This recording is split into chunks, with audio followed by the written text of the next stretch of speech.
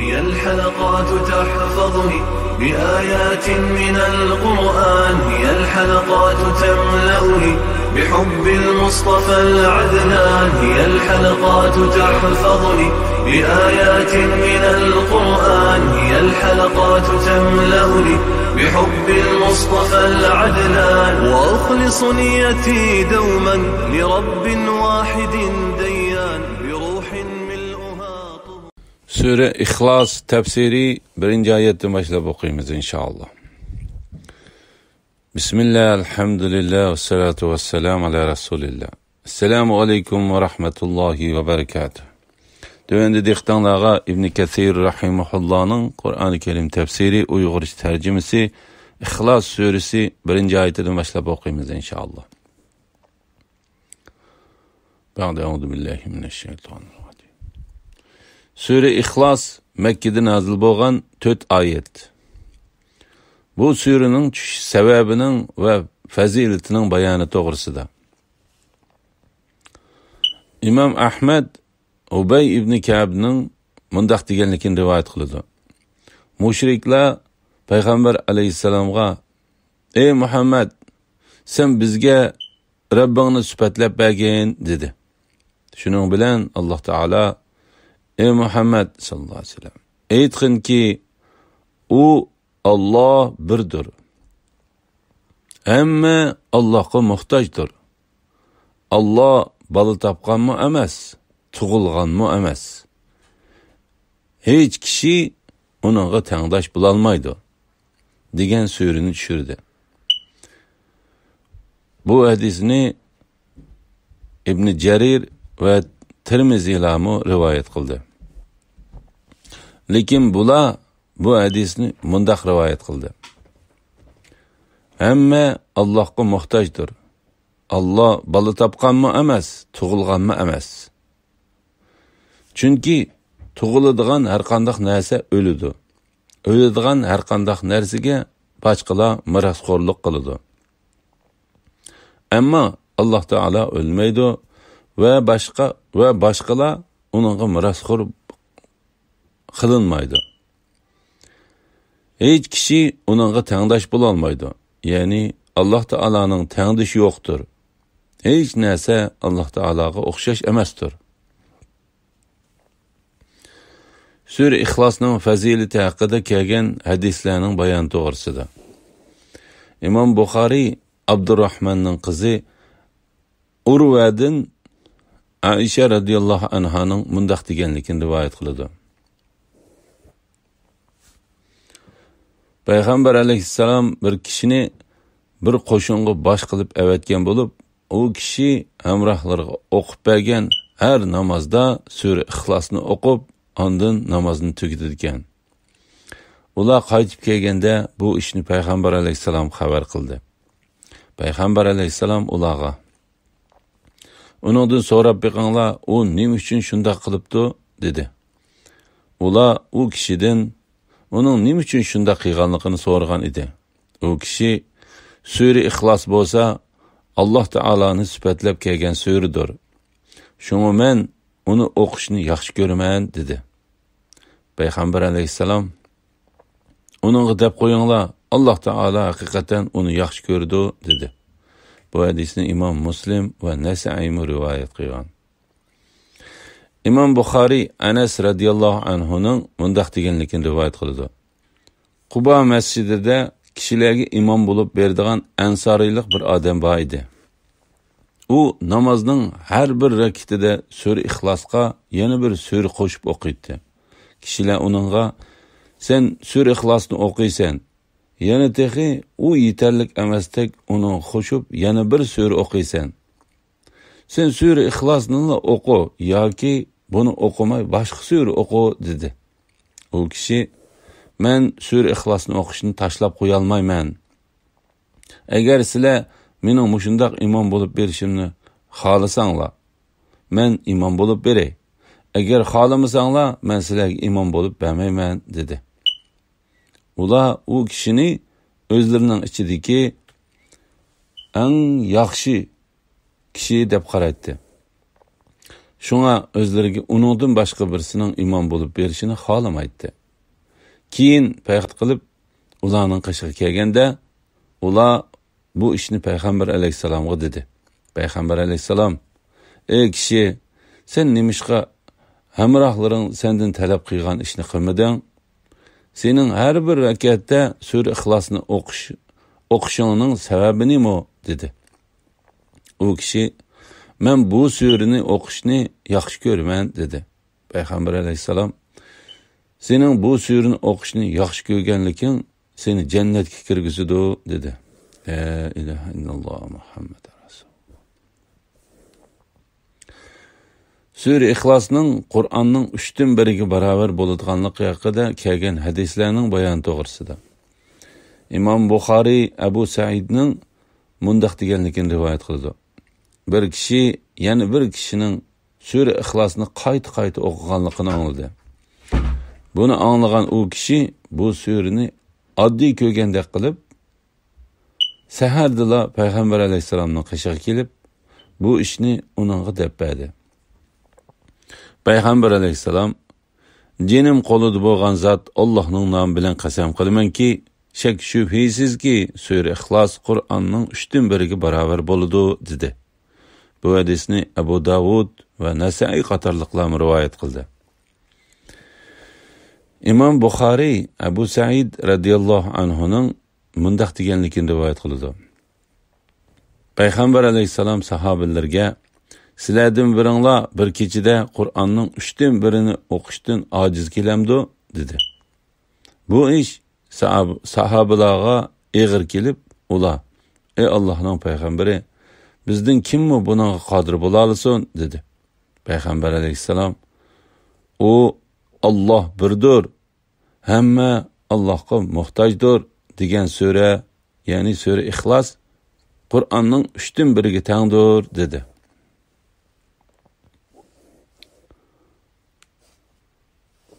Sura Ixlosni o'qishning jannatga kirishni vojib qiladiganligi haqida kelgan hadislarning bayoni to'g'risida Imom Malik ibn Anas Ubayda ibn Hunaynidan Abu Hurayraning mundaq deganligini rivoyat qildi. "Men payg'ambar alayhisalom bilan birga kelayotgan edim. Payg'ambar alayhisalom bir odamning Sura Ixlosni o'qiyotganligini anglab, vojib bo'ldi" dedi. "Men nima vojib bo'ldi?" dedim. Payg'ambar alayhisalom: "Jannat vojib bo'ldi" dedi. Bu hadisni Tirmiziy va Nasai qatorliqlar rivoyat qildi.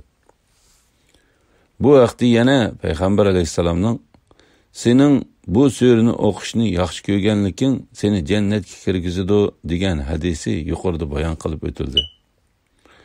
Sura Ixlosni qayta o'qish to'g'risida kelgan hadislarning bayoni to'g'risida Imom Ahmad Muaz ibn Abdullah ibn Habibdan uning dadasining mundaq deganligini rivoyat qildi.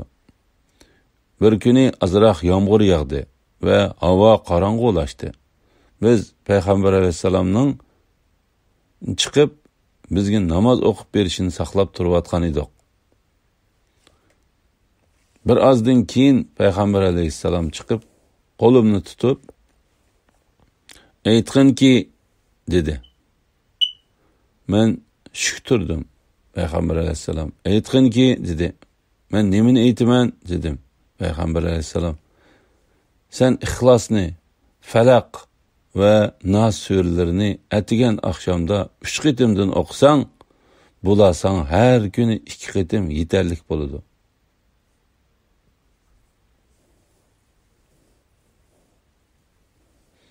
dedi. Bu hadisni Abu Davud, Tirmiziy va Nasai qatorliqlar rivoyat qildi. Ammo Nasai bu hadisni mundaq shaklda rivoyat qildi: "Bular sana hamma narsa uchun yetarli bo'ladi." Alloh taolaning ismlarini o'z ichiga olgan sura bilan duo qilish to'g'risida kelgan hadisning bayoni. Nasai Abdullah ibn Buraydadan uning dadasining mundaq deganligini rivoyat qildi. U, ya'ni dadasi, payg'ambar alayhisalom bilan birga masjidga kirdi. Masjidda bir odam namoz o'qib, duo qilib, duosida ey Allah, sen Allah'tır sen. Hamma Allah'a muhtaçdır. Allah balı tapqanmı emas, tug'ilganmı emas. Hech kishi onunğa tengdaş bolalmaydigan sübetlik Allah'tır sen. Mening sendan başqa hech bir ilahning yo'qligiga guvohlik aytganligim uchun men sendan tilaklarimni so'rayman deyotgan ekan. Payg'ambar alayhissalom jinim qo'lida bo'lgan zot Alloh taolaning nomi bilan qasam qilamanki, haqiqatan u odam Alloh taolo shu ism bilan bir narsa so'ralsa beradigan va duo qilinsa ijobat qilinadigan uning katta ismi bilan Alloh taoladan tilikini tilidi dedi. Bu hadisni Abu Davud, Tirmizi va Ibn Majah qatorliqlar rivoyat qildi. Shifolik uchun yuriladigan so'zlarning bayoni. İmam Buxoriy Aisha radhiyallohu anhaning mundaq deganligini rivoyat qiladi. Payg'ambar alayhissalom har kechasi yetib bo'lib, ikki alqinini juplab, uni pulib etgandan keyin ikki alqiniga Ixlos, Falaq va Nas suralarini o'qib, beshi, yuzi va badanining oldi taraflaridan boshlab qo'li yetgan yergacha silaydi. Payg'ambar alayhissalom bu ishni 3 qitim qiladi. Bu hadisni Abu Davud, Tirmizi, Nasa'iy, Ibn Majah qatorliqlar rivoyat qildi. Bismillahirrohmanirrohim. Nəhayət şəfqətlik və mehribon Allah'ın ismi bilan başlayman. Ey Muhammed sallallahu aleyhi ve sellem, aytqin ki, u Allah birdir. Hamma Allah'a muhtaçdır. Allah balı tapqanmı emas, tug'ilganmı emas. Hech kishi onaga tengdaş bolalmaydi. Bu surening tushish sababi yuqorida bayon qilindi. Ekrime Yahudilar biz Allah Teala'nın oğlu Uzeyr'e ibadet qilamiz dedi. Hristiyanlar biz Allah Teala'nın oğlu İsa'ga ibadet qilamiz dedi. Otperestler biz quyosh bilan oyga ibadet qilamiz dedi. Müşriklar biz butlarga ibadet qilamiz dedi. Şunun bilan Allah Teala payg'ambariga bu surani tushirdi dedi. Ey Muhammed sallallahu aleyhi ve sellem, aytqin ki u Allah birdir. Yani u tengdishi, veziri, o'xshishi va teng tushi yo'q bo'lgan bir Allohdir. Oyatdiki yani birdir degan so'z faqat Allah Teala uchunla qo'llanadi. Bu söz Allah Teala'dan başka birisiga qo'llanilmaydi. Çünkü Allah Teala özünün barliq sübət ve işlərdə kamalatga yetgan zatdır. Hamma Allah'a muhtaçdır. Bu ayetning ma'nosi haqida Ikrima ibn Abbasning undaq deganligini rivoyat qildi. U barliq kishilar o'zlarining hojatlarida va tilaklarida muhtoj bo'ladigan zotdir. Bu oyatning ma'nosi haqida Ali ibn Abu Talha ibn Abbasning mundaq deganligini rivoyat qildi. Alloh taolo bo'lsa o'zining ulug'ligida, hurmatlikligida, kattaligida, gunohlarni jazolashga oldirmasligida, ilmida va hikmatida kamolatga yetgan ulug', hurmatlik, katta, oldirmaydigan, hamma narsani biladigan va hikmat bilan ish qiladigan zotdir. Hurmat va ulug'liqning hamma turlarida kamolatga yetgan zot bo'lsa, hamma kamchilikdan pok bo'lgan Allohdir. Mana bular uningdan boshqa birsiga loyiq bo'lmaydigan sifatlardir. Hech narsa uningga tengdosh emasdir. Hech narsa Allohga o'xshash emasdir. Bir bo'lgan qudratli Alloh hamma kamchilikdan pokdir. Amash Shaqiqdan Abu Vailning Alloh taolaning hamma Allohga muhtojdir degan oyatining ma'nosi haqida Alloh taolo ulug'liqda kamolatga yetgan zotdir deganligini rivoyat qildi. Alloh taoloning bolasi, ota-onasi, ayoli va tangdoshi bo'lishdan pok ekanligi to'g'risida. Alloh taolo bola topganmi emas, tug'ilganmi emas. Hech kishi uningga tangdosh bo'la olmaydi. Ya'ni Alloh taoloning bolasi, ota-onasi va ayoli yo'qdir. Mujohid Alloh taoloning hech kishi uningga tangdosh bo'la olmaydi degan oyatining ma'nosi uning ayoli yo'q deganlik bo'ladi dedi. Alloh taolo bu vaqtda mundaq dedi. Alloh osmonlarni va yerni o'rnaksiz yaratquchidir. Allohning xotini yo'qdirsa, qandoqmi bolasi bo'lsin? Hamma narsani Alloh yaratgan. Hamma narsani Alloh obdan bilgichidir.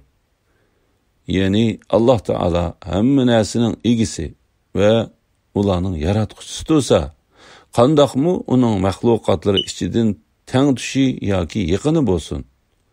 Alloh taolo mundaq bo'lishdan pokdir.